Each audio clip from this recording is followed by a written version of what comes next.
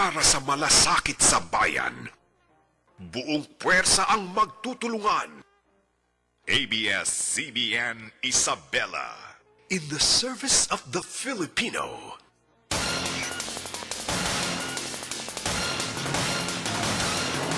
Sa ulo ng mga nagbabagang balita, Senador JB Ejercito, pabor na mabigyan ng emergency power si Pangulong Duterte.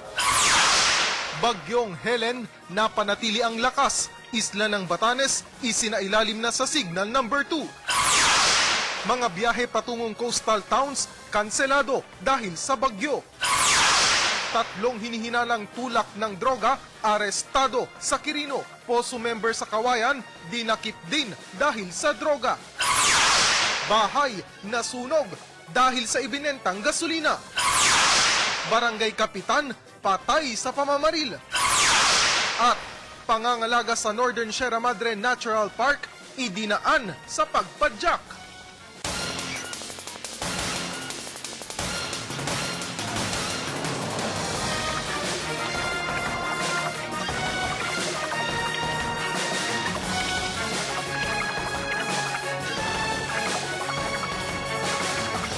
Live mula sa ABS-CBN News Center, Santiago City. Ito ang TV Patrol Cagayan Valley. Magandang hapon, lambak ng Cagayan. Kami ang mga patrol ng Pilipino, nagbabalita at naglilingkod sa inyo. Sa gitna ng mainit na bangayan ng Senado sa isyu ng illegal na droga at extrajudicial killing, inihayag ni Senator J.V. Ejercito ang pagnanais nitong mapag-usapan na rin ang hinihinging emergency power ni Pangulong Rodrigo Duterte. Nagpapatrol, Haris Julio. Pagiging aktibo at huwarang lider ang isa sa mga seryosong payo ni Senator J.V. Ejercito sa mga kabataang Isabelino na dumalo sa kauna-unahang Youth Leadership Excellence Summit. Nang matanong naman siya sa kanyang maipapayo sa gitna ng bangayan sa mga Senate hearing, pabirong tugon ng Senador. Advice ko sila, huwag sila manood ng TV muna.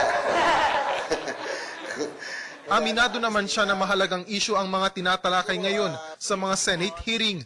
Pero panahon na rin umano para paglaanan ng oras ang iba pang bagay na mahalaga sa bansa. Halimbawa raw ang emergency power na hinihiling ni Pangulong Rodrigo Duterte para matugunan ang problema sa kuryente at matinding trapiko. Ayoko pong bitawan yung emergency powers for the President dahil sa aking tingin talagang very urgent na, no, na mahanapan ng solusyon at masimulan na yung mga big infrastructure projects na kailangan na. Imagine, vehicle sales is umaabot ng 25,000 to 30,000 a month. That's about 300,000 a year. So 3 more years, that's 1 million vehicles added to our streets. So maaaring hindi na tayo gumalaw, baka maging giant parking lot na po, lalong-lalo na Metro Manila. Noong 2014, pinuna ni Senator Ejercito ang kawalan ng plano ng Administrasyong Aquino sa power crisis ng bansa. Bilang solusyon, inirekomenda ni Senator Ejercito ang pagbubukas muli ng Bataan Nuclear Power Plant na maaaring pagkukunan ng mas mura umanong enerhiya. It's about time we reconsider using nuclear.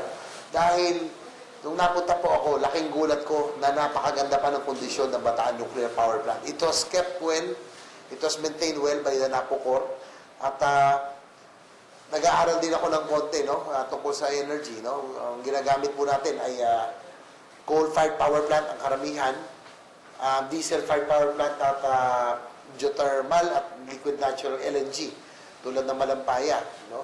Pero lahat ng ito, ngayon, so ang very popular, renewable energy, solar and wind. No? But these are not base load power. No? Lahat ito intermittent, no? Lalo na yung mga renewable. Tapos yung mga coal-fired, diesel-fired power plant, very expensive naman sila. Nang usisain naman siya tungkol sa namuong tensyon sa pagitan ng Pangulo at ilang kaalyadong bansa, tugon ni Senador Ejercito. Well, palagay ko naman ang gusto lang ipakita ng Pangulo na that we will be adapting an independent foreign policy. Palagay ko yun lang, na ayaw niya sigurong pakita na tayo'y sunod-sunuran o magiging tuta ng sino man. No? Pero siguro naman, I'm hopeful and tingin ko naman yung matagal na relasyon natin sa mga kaalyado po natin ay hindi naman siguro masisira ng basta-basta ganun na lamang. No? So, siguro ano pa lang, no? Sa akin, 3 buwan pa lang naman ang Pangulo sa kanyang pwesto. Siguro, let him, I think he will be able to adjust very soon. Naniniwala rin ang senador sa mapayapa pa ring paraan ng pagtatanggol sa teritoryo ng bansa. Haris Julio, ABS-CBN News.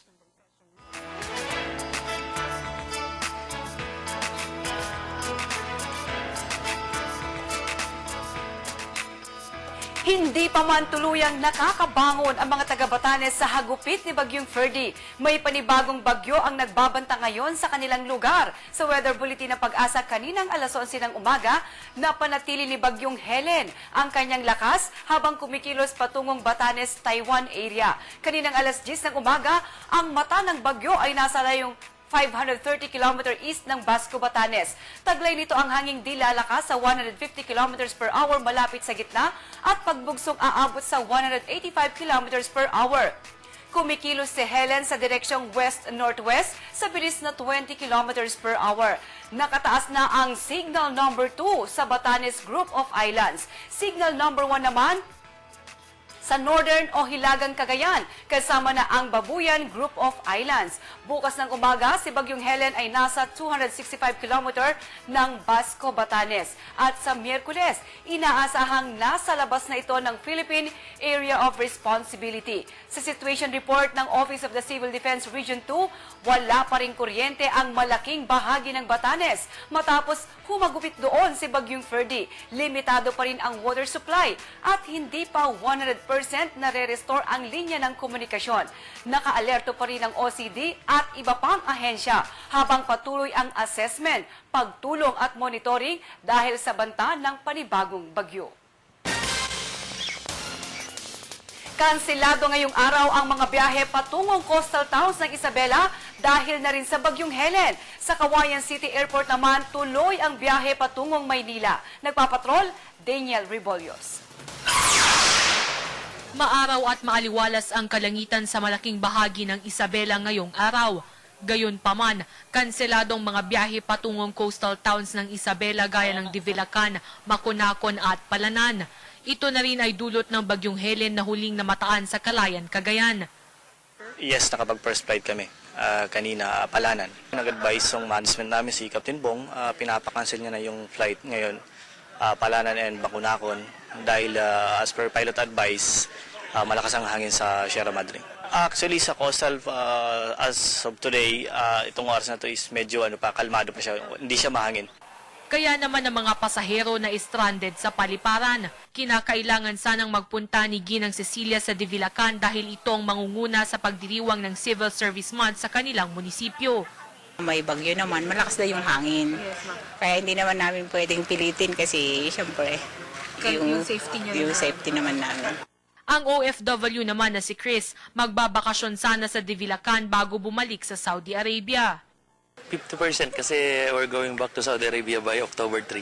So, kailangan namin makapunta doon by 2 days or 3 days para meron kaming papasyalan doon na friends. Hindi pa naman tiyak kung kailan babalik sa normal ang flights. Tuloy naman ang biyahe patungong Maynila sa Kawayan City Airport. Maybe tomorrow na pag nag-okay weather tomorrow, lilipat kami bukas. Samantala, patuloy namang binabantayan ng City Disaster Risk Reduction and Management Office ang mga lugar na posibleng bahain, kahit pa hindi inaasahang direktang tatamang Bagyong Helen sa probinsya. Daniel Rebollos, ABS-CBN News. Nasunog ang isang bahay sa Barangay Patol, Santiago City. Itinuturong dahilan ay ang tumapong gasolinang ibinibenta. Nagpapatrol, Ivan Abilie. Matinding kirot at lapnos sa iba't ibang bahagi ng katawan ang tinamo ng 79 anyos na si Lola Julia. Mag-aalas 7 ng umaga kahapon, tinupok ng apoy ang kanyang bahay. Katatapos raw niyang mag-agahan ng mangyari ang insidente. Nagkakarga ako ng gasolina. Nagkamali siguro yung pagkapatong ko sa gasolina. Ngayon, nabuwal yung galon, bumuhos sa lupa. Ayun, umagos, nung hataking ko yung galon, natalansikan din ako ng gasolina, kaya ako nasunog. Banda rito, nagsasalin ng panindang gasolina si Lola Julia pero tumumba yung bote kaya natapon yung lamang gasolina at umagos nga papalapit dito sa kalan na meron pa palang baga. Dito na sumiklab yung apoy. Nadamay rin ang tindahan ng kanyang anak. Agad naman daw rumisponde ang mga bumbero pero mabilis na kumalat ang apoy. Pasado alas 7:30 nang maideklarang fire out. Tinatayang 40,000 piso ang kabuang halaga ng natupok. Wala na ring halos mapakinabangan sa mga gamit. Maswerte namang hindi nadamay ang mga katabing bahay. Napakadelikado yung mga ganong pagre-refill nila at saka yung pagbebenta ng mga bote-boteng gasolina. Marami na kami nakikita rito sa sa buong siyudad ng Santiago. Halos bawat kanto may nagtitinda ng mga bote-boteng gasolina. Magkakandak po kami ng investigasyon. Kakausapin namin bawat nagtitindang yan para ubusin lang nila yung mga stock nilang paninda. Sakaling makakita pa ng paglabag ang Bureau of Fire Protection, kukumpiskahin na raw nila ang mga gasolinang iligal na ibinebenta.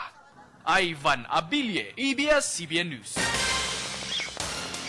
Sa hangaring mahasa ang kanilang kakayahan, isinailalim sa pagsasanay ang mahigit 400 leader kabataan sa Isabela sa kauna-unahang Youth Leadership Excellence Summit.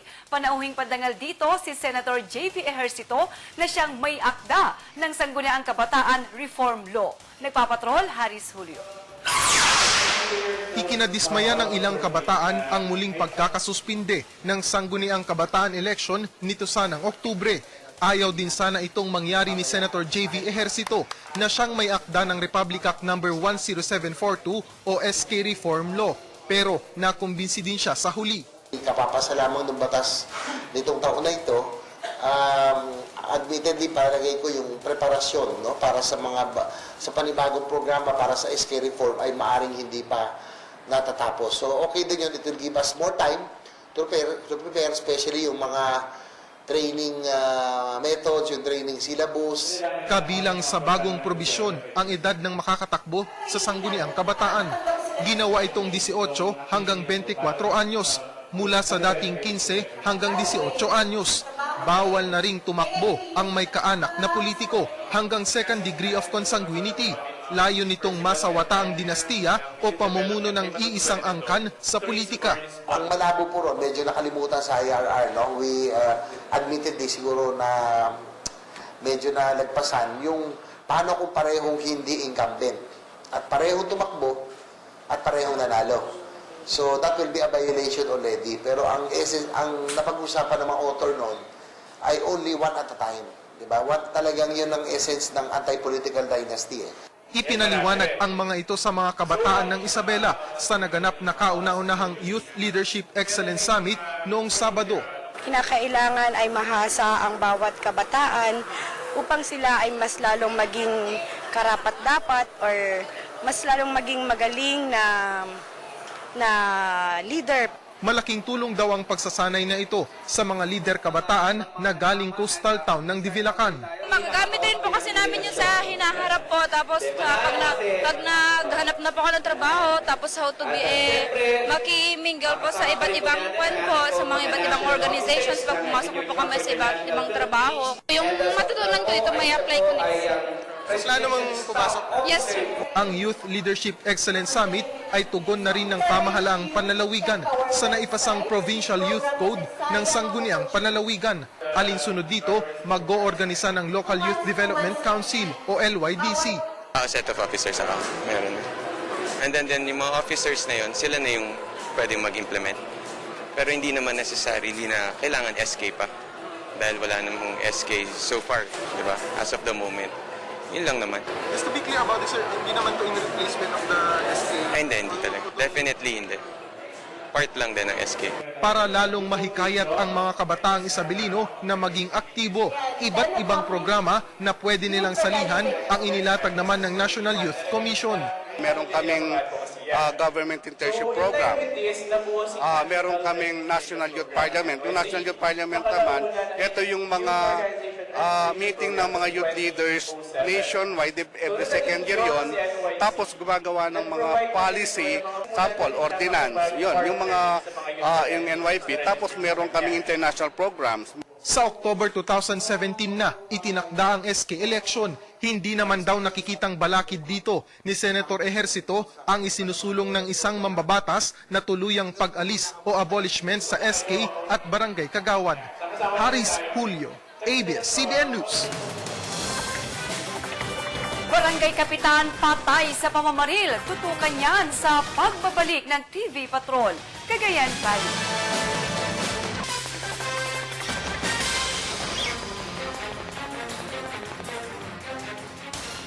Patay sa pamamaril ang barangay kapitan ng Villa Concepcion, Cauayan City, bandang alas 10 kaninang umaga. Kinilala itong si barangay kapitan Ronelio Mamawag. Ayon kay Police Superintendent Ariel Kilang, hepe ng PNP Cauayan City, galing sa isang kainan sa National Highway ng barangay Kabaruan, si Mamawag. At nang pasakay na ito sa kanyang kotse ay bigla itong binaril ng di pa nakikilalang gunman. Di pa tukoy kung ilan ang tama ng bala ng baril sa kanyang katawan. Agad itong dinala sa ospital pero idineklarang dead on arrival. Mabilis na tumakas ang gunman sakay ng blue na van. Patuloy ang hot pursuit ng pulisya. Iniimbestigahan na kung ano ang motibo ng pamamaril. Idinaan sa pagpadyak ng ilang Isabelino ang kanilang pagnanais na maprotektahan ang Northern Sierra Madre Natural Park. Tunghayan natin sa pagpapatrol ni Haris Julio. Sa Himpapawid, tanaw ang luntiang ganda ng Northern Sierra Madre Natural Park. Pero ayon sa mga kinauukulan, nananatili itong lantad sa pang-aabuso tulad ng illegal logging. Kaya masigasig ang ilang grupo sa pagtataguyod ng mga programa para maprotektahan ang natitirang likas na yaman. 3, 2, 1. Idinaan ito sa pasiklaban sa pagpadyak na ginanap sa compound ng Ale-Ale Permaculture Learning Research Center sa Ilagan City, Isabela noong Sabado. Ginagawa naming oportunidad itong event na to para masabi namin kung gaano kahalaga yung Northern Sierra Madre Natural Park. Unahang makatapos ng karera ang mga kalahok, pero hindi ito naging madali. Kabilang sa kanilang tinahak ang maputik na daan. May nawalan ng balanse pagtawid sa kawayang hagdan. Meron ding sumablay umpisa pa lang ng karera. Pero nakahabol din at nanguna pa.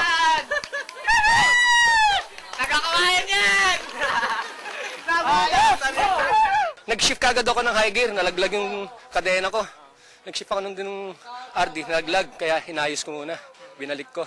Nung naibalik ko na, yun, mataw na ako. Dire-diretso na yan? Dire-diretso na. Ano kayo na nanalo? Ano ginawa nyo? Para makahabol? Padyak! Padyak mamaw! Minsan na rin daw niyang narating ang ilang bahagi ng Northern Sierra Madre Natural Park, kaya batid niya ang importansya ng pangangalaga rito. Napasok na namin hanggang sa Camp 2. Napasok na namin mga taga-Kawayan and with the help of Ilagan Mountain Bikers. Napasok na namin. Maganda siya. Kailangan. I-preserve. Hindi lang gumawa ng kalsada. Dapat may may nagti-tree planting para lalong ma-preserve yung ating mountain ranges. Para sa future ng mga sumusunod na generation sa atin. Kung ang ibang bansa ang ginagawa nila, lalo na yung Bhutan, ginagawa nila sa kanilang mga forest, mga parks nila, pinagdudugtong yung mga parke nila, mga forest nila. Dito sa atin, bakit natin ihihiwalay? Nakilahok din sa padyak para sa Sierra Madre ang ilang kabataan. Iniuwing premyo ng nanalo ang isang bamboo bike frame. Paunang aktibidad din ito sa Save Sierra Madre Day ngayong September 26. Haris Julio, ABS-CBN News. At yan ang nakalap naming mga balita sa tuloy-tuloy naming pagpapatrol. Sa ngalan ng buong news team ng TV Patrol Cagayan Valley, ako po si Darlene Hemino. Maraming salamat, manatiling nakatutok. Susunod na ang Minute to Win It.